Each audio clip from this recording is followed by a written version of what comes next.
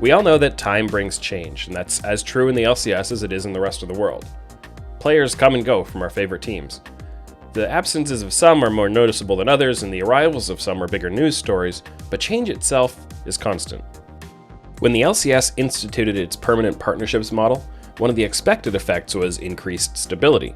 But when we look at what has actually happened in the past 4 years, that hasn't really been the case. 2018 was the first year of franchising, and it brought about a ton of changes to LCS lineups, partly because teams saw it as a chance to adjust their roster building strategy, and partly because Phoenix One, Envious, and Dignitas had completely disbanded and created chaos in the market. Only 8 of the LCS's 50 players, which is 16% of the league, stayed with the same team between the start of 2017 and the start of 2018. 30% of the LCS's player base was replaced. Players like Xpecial and Balls retired, marking the end of the pre-franchising era. Big names from Europe like Febiven, Sven, and Mythi came over to North America, and some new homegrown talent made its debut, with Licorice starting for Cloud9 in spring and Blabber making his debut later in the year. Multi-year contracts led to a bit more roster stability going into 2019. Almost 40% of the players stayed on the same team from the start of 2018 to the start of 2019. But even with that added stability, even more of the league's players were replaced at a 34% rate of turnover.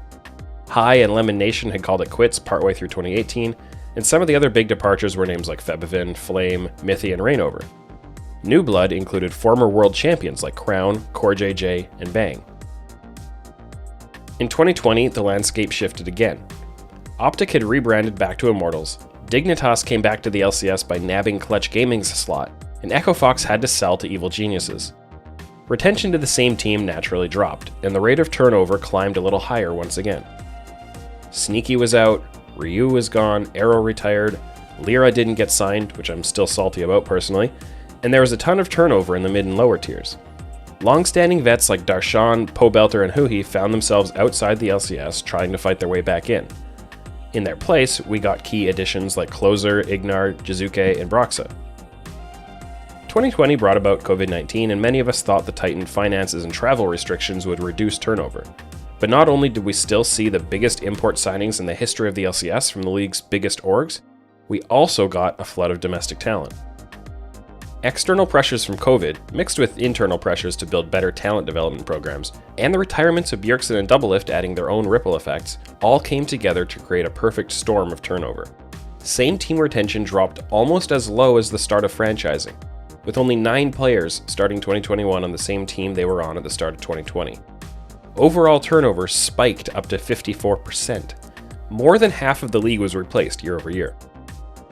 You'll have to decide for yourself whether that high turnover is good or bad for the LCS. I think it comes down to which players specifically are being kept around and which are being let go.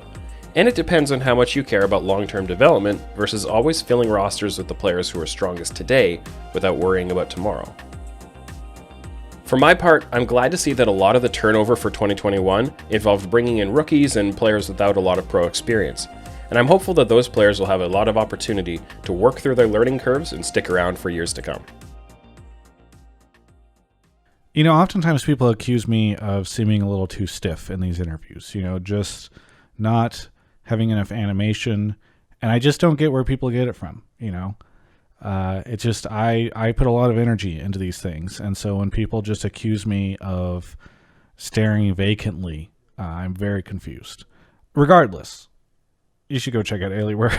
You can go find them at alienware.com/Travis. There's a link in the video description below. You can use Travis10 off to save 10% off your order.